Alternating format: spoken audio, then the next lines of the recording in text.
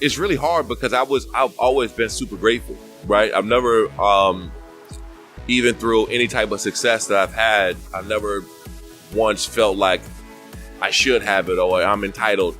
I've always been grateful for anything I have because I didn't have much when I was younger.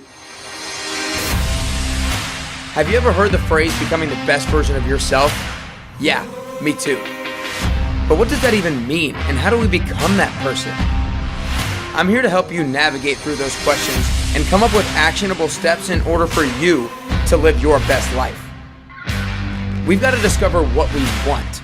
We've got to figure out a plan on how to get there, and then we have to go. We can't just sit and wait any longer. Life won't wait on us. So come join me on this constant journey to become the best version of yourself and to find your best you. I'll see you on the other side. All right, what's up, guys? I'm here with Shawne Merriman and the JW Marriott in Nashville. I'm super pumped that you were able to take a little bit of time out for me. I know you got a busy schedule, so I really appreciate it. But, you know, we're here at the NFL draft. A lot of hype going on. I want to ask you about your draft experience and kind of tell me a little bit about it and what was the most memorable part for you about the whole experience in and of itself? It was, I was around my family.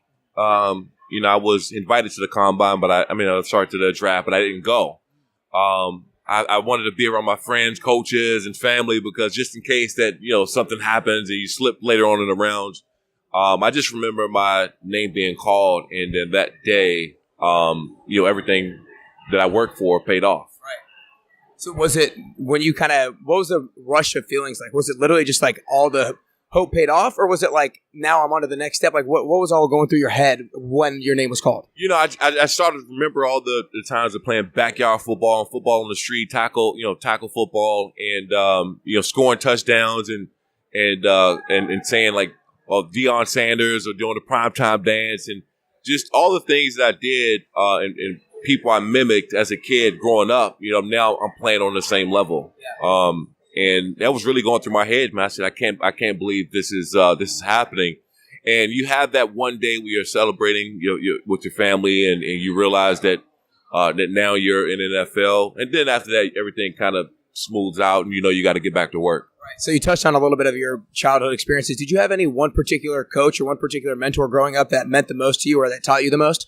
It was really, I had some great coaches. There was like father figures in my life since I was in Boys and Girls Club, Pee Wee League, all the way on up. My coaches really kind of stepped in and, laid a really good foundation down because they not only seen the talent that I had on the field, but they seen what kind of person I was off of it.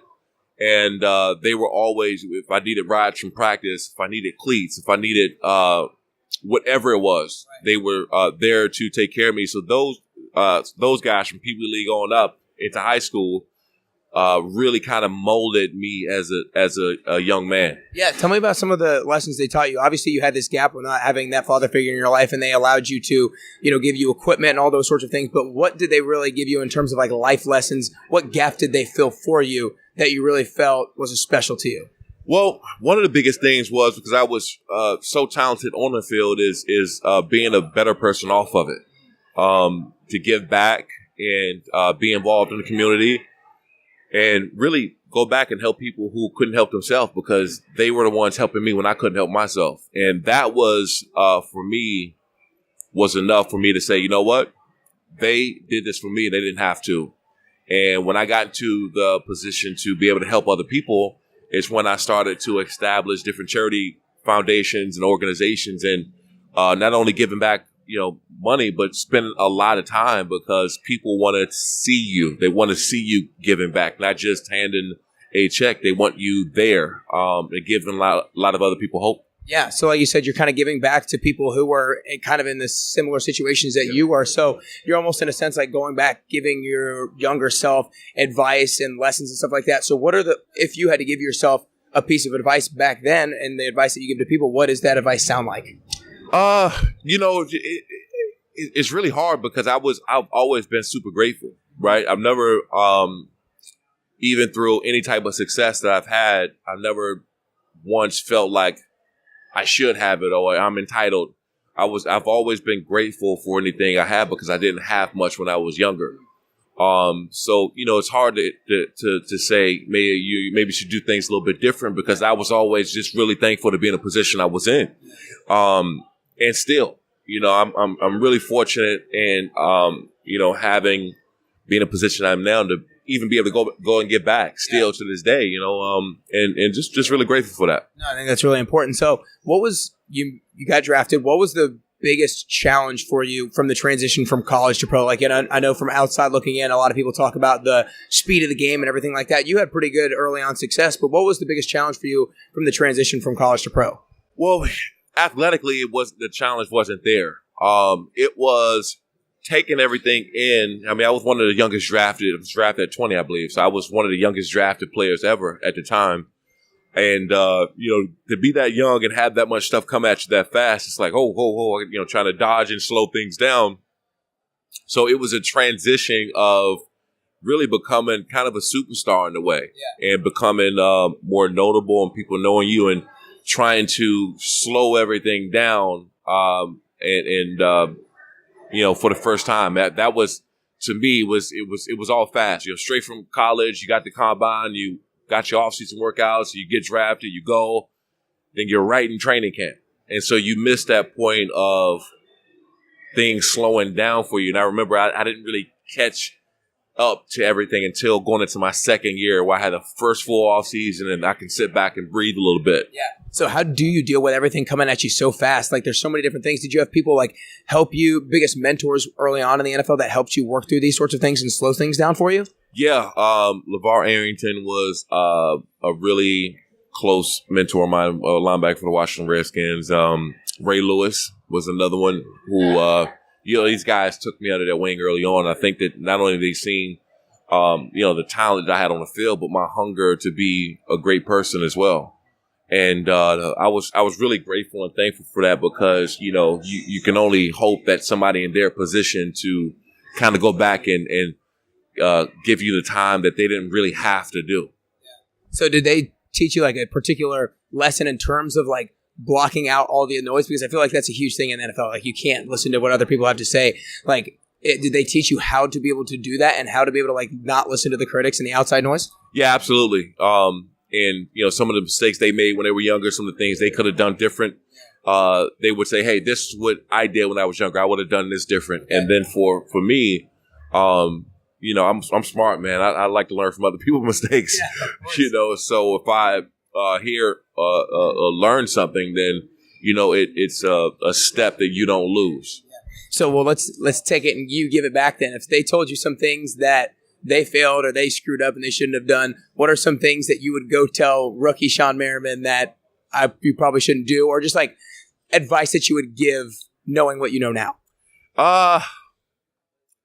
Little stuff, man. Little stuff for me, it was more time management, right? It was more time management, because when you're a young, kind of a superstar coming into his own, everybody want a piece, right? So I have a big heart, and I love to give people time. I love to give people energy and just different stuff. And, I would have managed spending time certain other places a little bit better when I was younger, and really start zeroing in and focusing in on the things that are more important for long term. Because that's one thing that makes athletes in general, just the heart of giving back and being involved in so many things.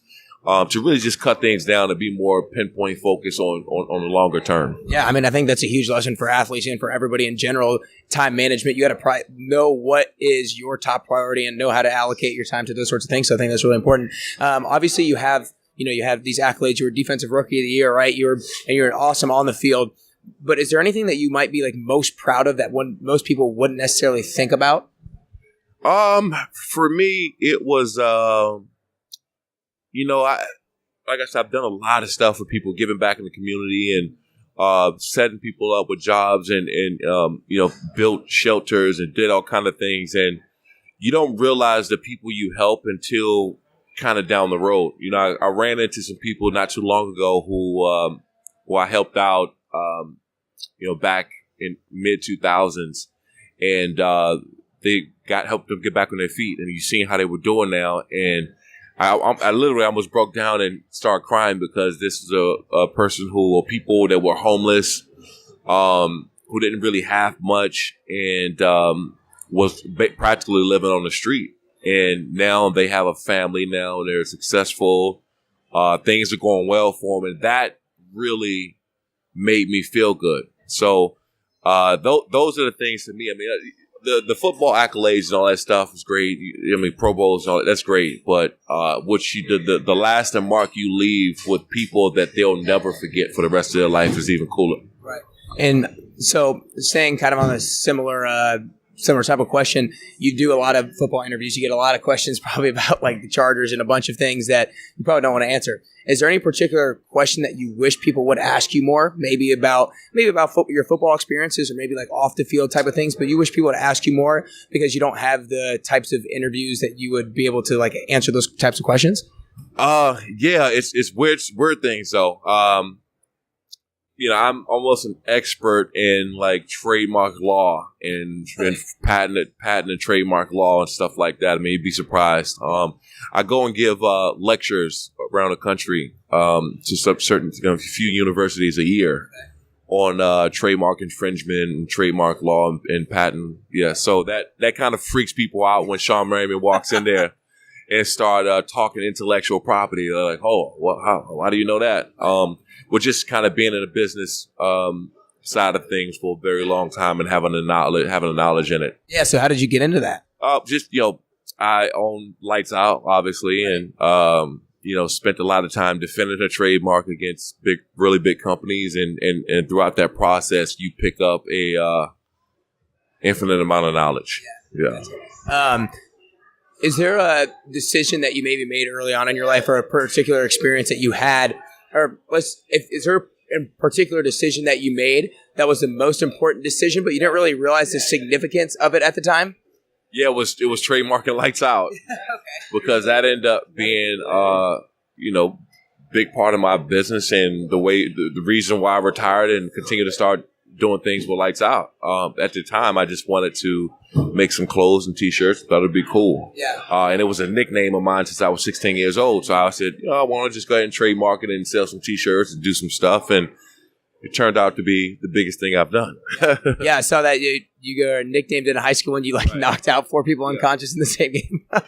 That's hilarious. So was that when you were making that decision, was it a risky decision, or were you just I'm going for it full throttle? No, I mean, anytime I do something, it's I'm doing it full steam ahead. And when I make a decision, I go with it and feel confident about it.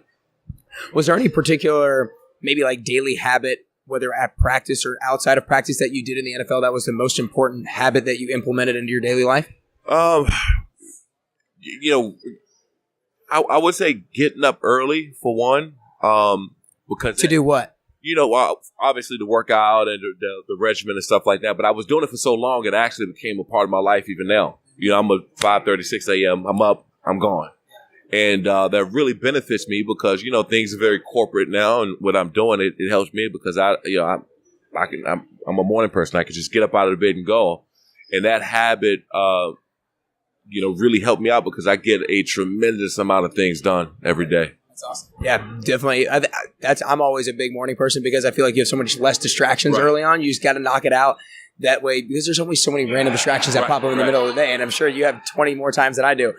So I always ask people the same last 2 questions when I bring them onto my show, and the first one I always throw out the age question. So how old are you again? 34. 34? Okay, awesome. 44-year-old Shawne Merriman. What has that guy done? What does he look like, and what is he currently doing? You know what? Just still working for one. Obviously, I'll be sitting back with my family somewhere, spending more time there. But, just still working, man, because to me, it's almost hard to call things work, what I do, because I actually enjoy what I do. So, just keep going, man, because I don't – it's hard to set a bar and break it and set another one and break it and set another one and break it. And it's – at what point do you stop? I don't really see me stopping anytime soon. Well, before I ask the last question, I want to acknowledge you for a second.